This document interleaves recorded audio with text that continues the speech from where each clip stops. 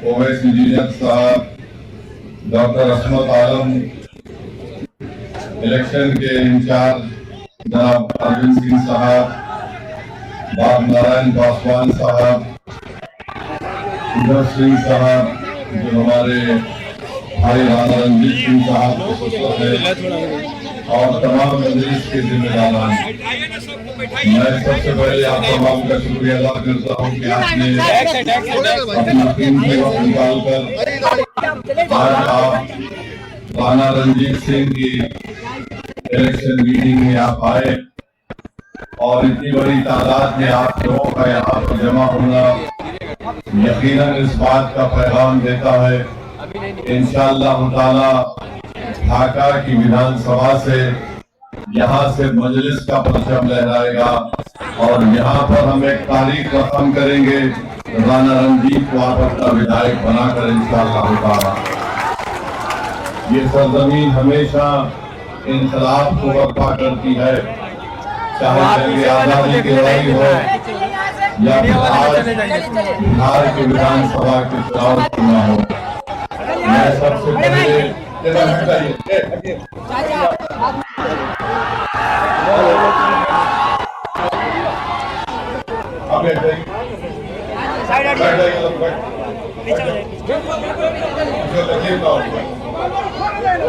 आपको आराम से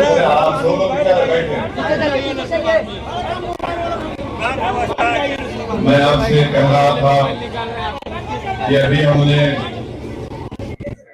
मौजूदा विधायक के गांव में वजीर हक साहब को उनकी बॉम्बिंग की गई और राणा रणजीत सिंह साहब ने हम तमाम के सामने खड़े होकर ये कहा कि एमआईएम पार्टी वजीर हक साहब की कत्ल के ताल्लुक से इंसाफ चाहती है और हम पूछना चाहते हैं मौजूदा विधायक से कि जिन मुलजिम को गिरफ्तार किया गया वो तमाम के तमाम आपके करीबी साथी हैं, इसलिए उनकी भी जिम्मेदारी आयद होती है कि वो वजीर हक साहब को जो मारा गया उन लोगों को अपनी पार्टी से निष्कासित करें, निकाले, ताकि इंसाफ का एक पैगाम जा सके।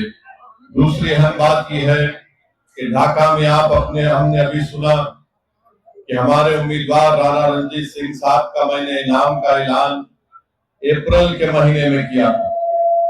आज हम अक्टूबर के आखिर में आ चुके हैं, तो मुझे उम्मीद है कि हमने आप पर एतमाद करके जो राणा रंजीत के नाम का ऐलान किया, आप लोग जरूर अपना एक वोट 6 तारीख को 11 तारीख के दिन आप राणा रंजीत के हक में पतंग छाप पर बटन दबाकर अपने इत्तेहाद का सबूत देंगे। ढाका विधानसभा में जो नेपाल से बॉर्डर लगा हुआ है, अगर आप राणा रंजीत को कामयाब करेंगे, मैं आपसे वादा कर रहा हूं कि यहाँ पर जो डीजल की और फर्टिलाइजर की जो स्मगलिंग होती है, इंशाअल्लाह ताला वो स्मगलिंग रोकी जाएगी जो बीजेपी के विधायक ने नहीं रोक पाया। आप अगर 11 तारीख को पतंग छाप के निशान पर बटन दबाकर राणा रंजीत को कामयाब करेंगे, तो मैं आपसे वादा कर रहा हूं कि ढाका में जो यहाँ पर बस स्टैंड नहीं है, बस स्टैंड को बनाया जाएगा। अगर आप 11 तारीख को राणा रंजीत को पतंग छाप के निशान पर बटन दबाकर वोट देंगे और कामयाब करेंगे, तो आप ये बात मेरा पैगाम लेकर जाइए कि बीजेपी के विधायक के दौर में और एनडीए की हुकूमत के दौर में, नीतीश कुमार के दौर में, मोदी के दौर में जो यहाँ पर भ्रष्टाचार और रिश्वत को आम कर दिया गया है, अगर आप गवर्नमेंट के दफ्तर में जाते हैं, ऑफिस में जाते हैं, तो आवास योजना के लिए इतनी रिश्वत, पेंशन के लिए इतनी रिश्वत, म्यूटेशन के लिए रिश्वत, राणा रंजीत कामयाब होगा तो इंशाअल्लाह ताला ये रिश्वत के तमाम अड्डे बंद होंगे और गरीब जनता को उसका फायदा मिलेगा। आप राणा रंजीत को ढाका से कामयाब करिए। जो डिग्री कॉलेज नहीं है, खास तौर से हमारी बेटियों की तालीम को जारी रखने के लिए राणा रंजीत को डिग्री कॉलेज बनाएगा। बिहार की ट्रांसपोर्ट की बसेस नहीं है, और उसी वजह से हमको और आपको छोटे छोटे सफर को तय करने के लिए प्राइवेट गाड़ियों में 40 से 50 रुपए देना पड़ता है। अगर विधायक होगा राणा रंजीत तो इंशाअल्लाह ताला गवर्नमेंट की बसें ढाका की रोड पर चलेंगी। जो ढाका और लोहका में जो रोड का काम पीएमजीएसवाई में रुका हुआ है वो इंशाअल्लाह दोबारा शुरू होगा। जो ढाका और सुगौली की उस रोड पर हमेशा पानी जमा हो जाता, जिसमें मार्केट में जाने से आपको तकलीफ होती है, इंशाअल्लाह वो काम पूरा किया जाएगा। बहरवा में, हरपुर में, नाग में, दैनहा में और परसौनी में जो रोड नहीं है, ये बीजेपी के विधायक की नाकामी का एक पूरा सबूत है। जो रोड नहीं बना सका और आज आकर रोड का मुतालबा ढाका की जनता से कर रहा है। कामयाब करिए, यहाँ का नौजवान मैंने खुद अपनी आंखों से देखा कि बम्बई में जो लोग बनाते हैं, ऐसे 25,000 ढाका के नौजवान अपनी माँ और बहन और अपनी बीवियों को, अपने नौजवान बच्चे और औलाद को छोड़कर अपना पेट काटने के लिए, अपने घर में चिराग जलाने के लिए वो बच्चे वो मुंबई में जाकर बैंक बनाते हैं। यहाँ पर इंडस्ट्री खोली जा सकती है, शर्त यह है कि आपके विधायक में इखलास हो, जो हुकूमत से लड़कर यहाँ पर इंडस्ट्री बनाए।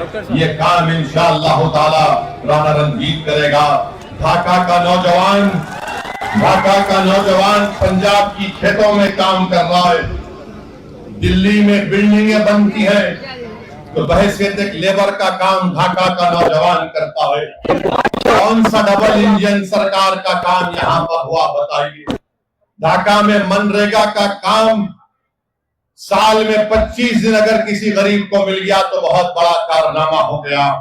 और आप जानते हैं मेरे भाई, एक शरिया में ढाका ईस्ट की पंचायत में जो अस्पताल है, वहां पर एक्सरे की मशीन नहीं है, वहां पर खून का टेस्ट नहीं होता है।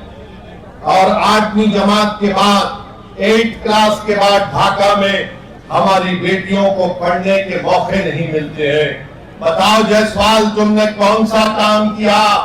तुम्हारी डबल इंजन की सरकार थी।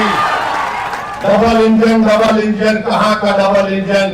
इंजन है का खाली एक नाम बोलते हैं और काम तो कुछ नहीं हुआ। आप जाकर देख लीजिए, स्कूल है, बाउंड्री वॉल नहीं है। मॉडल स्कूल जो बन रहा है 2022 से बन रहा है, अब तक मुकम्मल नहीं हुआ। ढाका का सब डिविजनल अस्पताल, ना या डॉक्टर है, ना एक्सरे की कोई मशीन है। मेरे अजीज दोस्तों और बुजुर्गों, 35 से 40 किलोमीटर, क्या ये बात सच नहीं है कि अगर कोई बीमार पड़ जाता है तो मोतिहारी के सदर अस्पताल को ले जाने के लिए 35 से 40 किलोमीटर का सफर ढाका के गरीब को करना पड़ता है। ये डबल इंजन है। ये कहाँ का डबल इंजन? ये इंजन चलता नहीं, सिर्फ दिखाने के लिए है बीजेपी का, नीतीश कुमार का। और आप जानते हैं कि सैलाब आता है, जो नदी है बागमती और लाल बतिया, इसका खास असर नैनहा में और बसगढ़ी में पड़ता है। इस नौजवान को कामयाब करो। मैं इन गांव के रहने वालों से अपील कर रहा हूं कि आप अगर राणा रंजीत को कामयाब करेंगे तो इंशाअल्लाह ताला ये मसाइल हल होंगे। ढाका शहर में आप देखते हैं कि पानी भर जाता है, और आप ये भी जानते हैं कि यहाँ पर धान, मकाई और गेहूं की कीमत नहीं मिलती है। ये कैसा देश का प्रधानमंत्री है? ये कैसा बिहार का मुख्यमंत्री है जो बिहार की जनता को झूठ पे झूठ बोला जा रहा है? किसान को उसकी कीमत नहीं मिलती, न मकाई की कीमत मिलती, न गेहूं की मिलती, न धान की मिलती है। आपको जरूरत है तो एक काम करने वाले विधायक की जरूरत है। सिंचाई का कोई इंतजाम नहीं है। डीजल ट्यूबवेल की वजह इस्तेमाल करने की वजह से किसान को बड़ी तकलीफ हो जाती है, उसके मुनाफे में कमी आ जाती है। क्या इस विधायक ने यहाँ पर किसानों के लिए कोई कोल्ड स्टोरेज का इंतजाम किया? जोर से बोलिए, इंतजाम किया? अल्लाह करे कि उसकी कान में आपकी नहीं की आवाज सुनाई दे दे।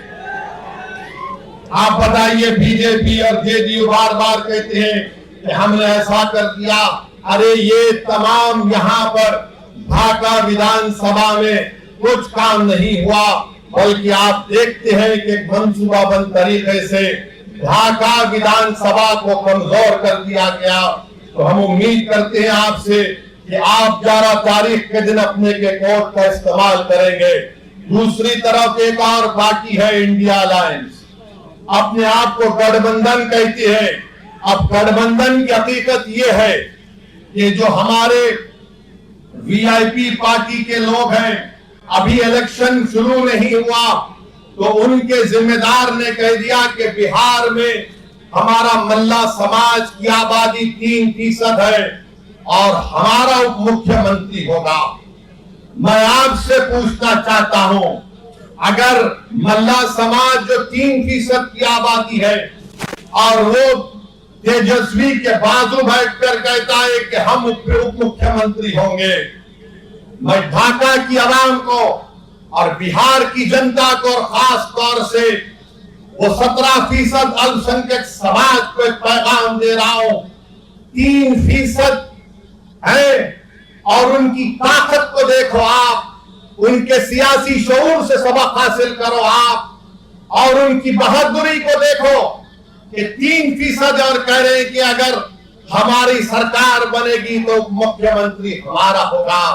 बताओ आप 17% है, अगर मल्ला का बेटा उप मुख्यमंत्री बन सकता तो क्या आदम का बेटा मुख्यमंत्री नहीं बन सकता? हमको जवाब दो।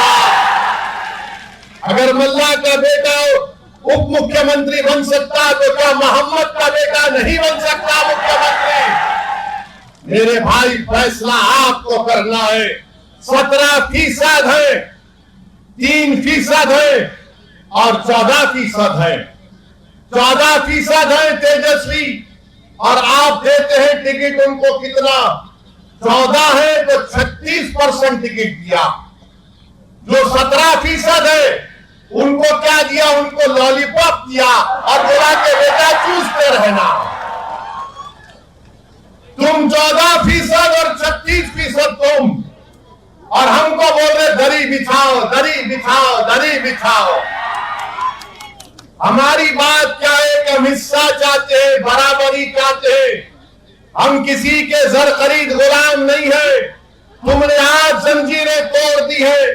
अगर यह हकीकी तौर पर आपको जंजीरें तोड़ना है तो अपने दिमाग से इस बात को हमेशा के लिए निकाल दो कि हम किसी के गुलाम नहीं, हम बराबरी चाहते हैं।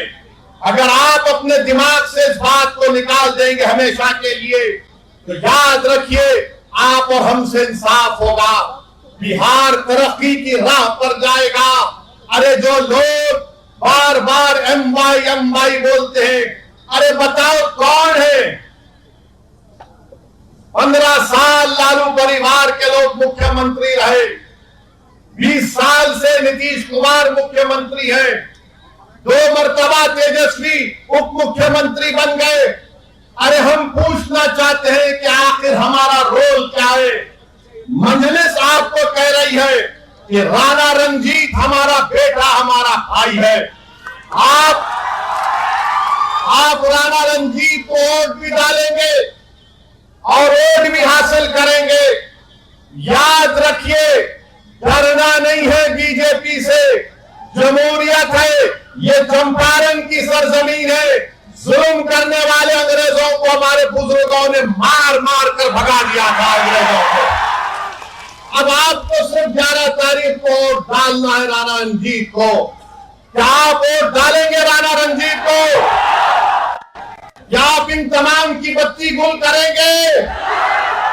तो बत्ती गुल करने का तरीका यह है कि बटन छाप पर बटन दबाइए, बटन दबाइए। और ये लोग जो हम पर उंगलियां उठाते हैं, हमको गाली देते हैं और बोलते हैं ओवैसी भड़काऊ भाषण देता है, ओवैसी वोट काटने के लिए आया।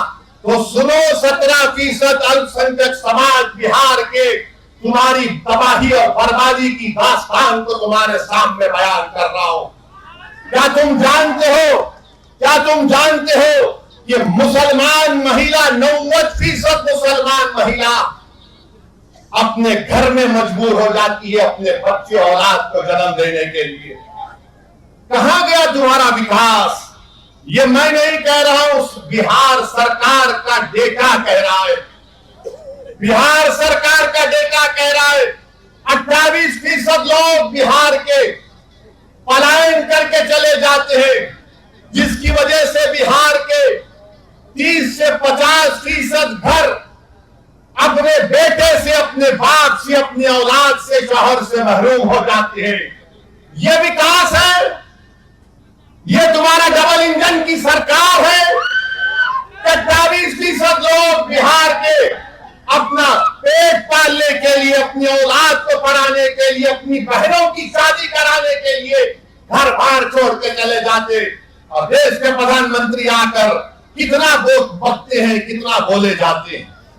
मेरे अजीज दोस्तों और बुजुर्गों, मैं आपको बताना चाह रहा हूं कि बिहार में नीतीश कुमार की 20 साल की सरकार और 15 साल की राजग की लालू परिवार की सरकार, वो पहला जंगल राज था, ये दूसरा जंगल राज चल रहा है। इन दोनों जंगल राज से बिहार को छुटकारा दिलाना, क्या आप इस जंगल राज को खत्म करेंगे? अगर आप जंगल राज को खत्म करने का इरादा कर लिए तो यकीन जानिए बिहार अपनी तरक्की की ऊंचाइयों तक पहुंच जाएगा।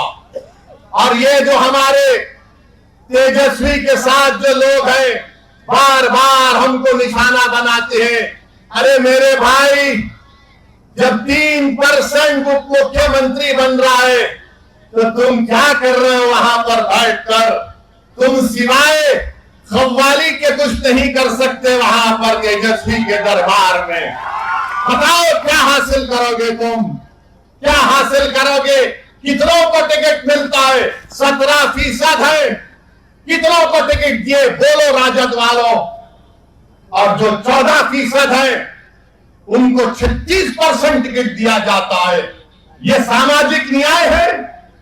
ये एमवाई का कॉम्बिनेशन है? ये सबको साथ लेकर चलने की बात होती है? याद रखो मेरे अजीज दोस्तों और बुजुर्गों, मेरी इज्जतदार मां और बहनों, नौजवानों, ये लड़ाई तुम्हारी है। कल का मुस्तकबिल तुम्हारा होगा। अगर आज आप अच्छा फैसला करेंगे तो इंशाअल्लाह ताला मुझे उम्मीद है कि आपकी एक लीडरशिप पैदा होगी, और राणा रंजीत जब कामयाब होगा यहां से इंशाअल्लाह, तो पूरे भारत में एक इनकलाब आ जाएगा। पूरे भारत में एक इनकलाब आ जाएगा। ये कौन है राणा रंजीत, जिसको ढाका की जनता ने अपना विधायक बना दिया? अगर सेकुलरिज्म को कामयाब करना है, अगर सबको मिलकर एक साथ, जो वो बार बार पुकारते कि मिलके रहो, मिलके रहो, आज मैं आपसे अपील कर रहा हूं कि आज हमको अपने इस बेटे को और भाई को कामयाब करने के लिए अपने वोट का सही इस्तेमाल करना पड़ेगा। आप करेंगे ना इंशाअल्लाह? हाँ, एक बात याद रखिए, जब महात्मा गांधी यहां पर आए थे और नमक का एहतजाज शुरू हुआ था, उस नमक के साल्ट एजिटेशन में हमारे बुजुर्गों ने हिस्सा लिया था।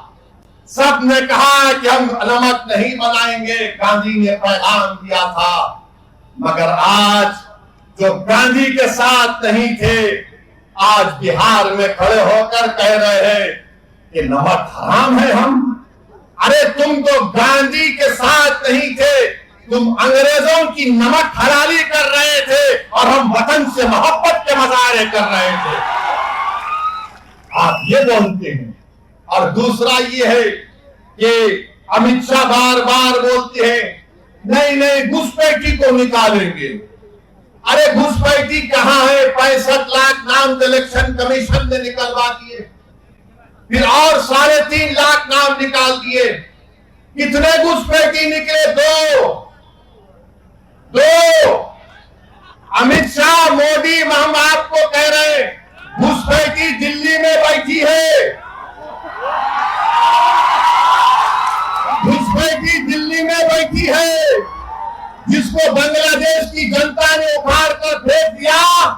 ने कहा आ मेरी बहन, उस घुसपैठी को निकालो मोदी जी। बिहार में कोई घुसपैठी नहीं है, अगर है तो फिर अमित शाह क्या कर रहे हैं? गृह मंत्री आप हैं, बीएसएफ आपके पास है, सीमा की पुलिस फोर्स आपके पास है, इंटेलिजेंस आपके पास है। बिहार में 20 साल से नीतीश कुमार की सरकार है। अरे बाबा, इसके बावजूद भी तुम चूहे को नहीं पकड़ सके तो शेर से क्यों पूछ रहे हो? हमको पूछ रहे हैं। हम चूहों का शिकार नहीं करते। सुन लो अमित शाह, घुसपैठी आ गया, घुसपैठी आ गया। अरे तुम गृह मंत्री हो, मैं थोड़ी हूं, राणा रणजीत थोड़ी है। नीतीश बाबू आपके मुख्यमंत्री है 20 साल से, उनको पूछ लेते, मगर नहीं। दिव्या ढाका से राणा रणजीत बढ़ रहा है, घुसपैठी घुसपैठी। बहरहाल मेरे अजीज दोस्तों और बुजुर्गों, हम आपसे अपील कर रहे हैं कि अपने इत्तेहाद को मजबूत रखिए। ढाका को विकास कराना है, ढाका के किसानों से इंसाफ कराना है। तबाह और बर्बाद हुई फसल लाकर किसानों ने हमको दिया, अल्लाह ही जानता है उनके दिल पर क्या गुजर रही होगी कि आज उन्होंने अपनी फसल जो बर्बाद हो गई उसको लाकर दिया। जो 20 साल से सरकार किसानों से इंसाफ नहीं कर सकी, उनके आंसू को पोंछ नहीं सकी, उनकी आमदनी में इजाफा नहीं कर सकी, जो भ्रष्टाचार को आम कर दिया। मोदी कहते ना खाऊंगा ना खाने दूंगा, मगर बिहार में जितना लूटना है लूट लो। आप बताइए, इन तमाम चीजों को खत्म करने के लिए आपको जरूरत है, ढाका की जनता को जरूरत है। 1 साल नौजवान को कामयाब करिए, और ऐसा आदमी जब कामयाब होगा तो दुनिया मजबूर हो जाएगी कहने के लिए कि यही हकीकी मानों में ये सेकुलरिज्म की और भाईचारगी की कामयाबी है। तो हम आपसे अपील कर रहे हैं कि 11 तारीख के दिन जब आप वोट डालने जाएंगे, आप किस पर बटन दबाएंगे? जोर से बोलिए, जोर से बोलिए। इंशाअल्लाह ताला, और जो यहाँ नहीं आए उन तक हमारा पैगाम पहुंचाइए। मैं शुक्रगुजार हूँ कि इतनी बड़ी तादाद में हमारी इज्जतदार माँ और बहन भी आए। अल्लाह आप तमाम को सलामत रखे। मुझे मुंगेर जाना है, इसलिए आपसे इजाजत चाहता हूँ। अस्सलाम वालेकुम व रहमतुल्लाहि व बरकातहू। पतंग साहब, पतंग साहब।